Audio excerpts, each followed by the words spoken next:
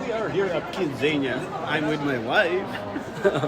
Sa mga gustong bumisita dito sa mga bumibisita dito sa Japan at may mga kasama kayong kids, siguro isa to sa mga pwede nyong gawing destinasyon para makapag-enjoy naman ng mga bata. Ito, ang Kidzania, meron din alam ko meron din ito sa Philippines.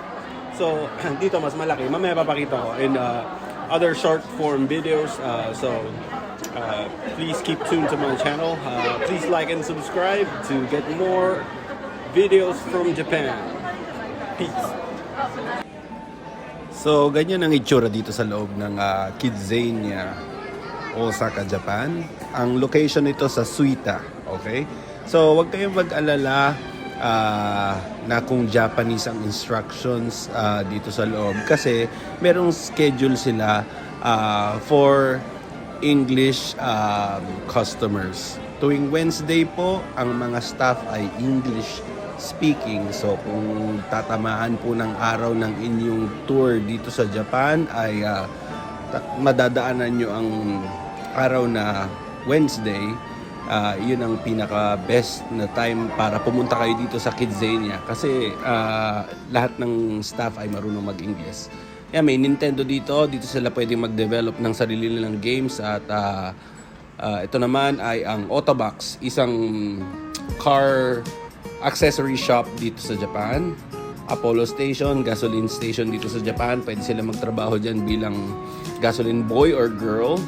Mitsubishi, kilala bilang car brand ng Japan.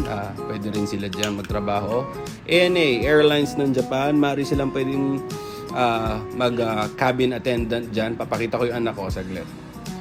Ayan, ang anak ko bilang cabin attendant ng ANA.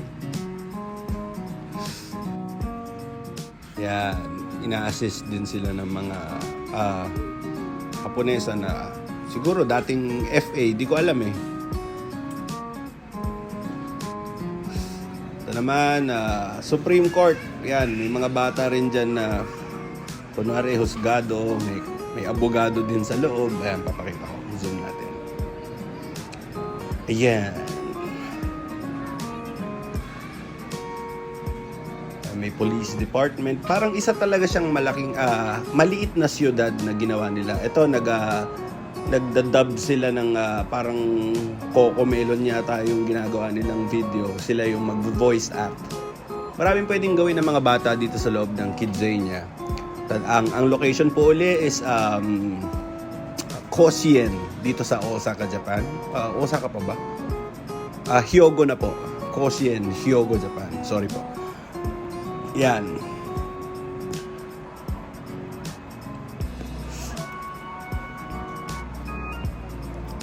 Voice over sila. Tapos pagkatapos nila dyan, iaabot sa inyo yung CD na ginawa nila para pwede nyo mapanood sa bahay. Pakita ko lang itsura kung gaano karami yung tao. Ang araw po ngayon ay linggo. So, hindi naman po ganun karami yung volume ng tao. Bagaman linggo kami pumunta, ayos lang. Still manageable. Hindi nakakainis ipasyal yung mga bata. Ayan, nag-withdraw na siya ng pera niyang kinita sa bangko. Gumawa rin siya ng account dyan eh. So, pwede niyang i-withdraw yan anytime kahit sa ibang araw or para sa inyo, kung babalik man kayo ng Japan, maiiwan pa rin yung pera niya doon sa So, yung withdraw niya, pinambili niya ng mga items dyan sa Takashimaya, isang parang tanyag na shopping center dito sa Japan. Yung kitita ng pera, pwede niyang ibili ng mga items dyan, ng mga pambata, say mga lapis, meron din mga stuffed toy, may dumaan na bumbero, ayun yung mga bata nakasakay sa fire truck. Mag-enjoy yung mga bata dito. Siyempre, kung kayo man ipapasyal niyo yung mga bata dito sa Japan, siguro lalo na't pamilya kayong pupunta dito, mag-enjoy kayo buong pamilya. Hindi lang naman mga bata, pati makikita niyo yung mga anak niyo nag-enjoy at masubukan nila yung maaari nilang maging trabaho in the future, di ba? Yan, bili-bili na siya. Masaya siya nakabili ng mga gamit. Yan ang mga items. Sorry nadaanan ko lang. Pinakita ko lang yung video sa nanay niya. Sasabi siya kung ano yung binili niya. Yan po ang Kidzania Koshien Osaka, Japan. I hope you enjoyed the video. Please follow and subscribe for more. Kung ano man ang pwede nyong gawing mga activities dito sa Japan kung kayo ay nagbabalak bumisita. Maraming salamat po.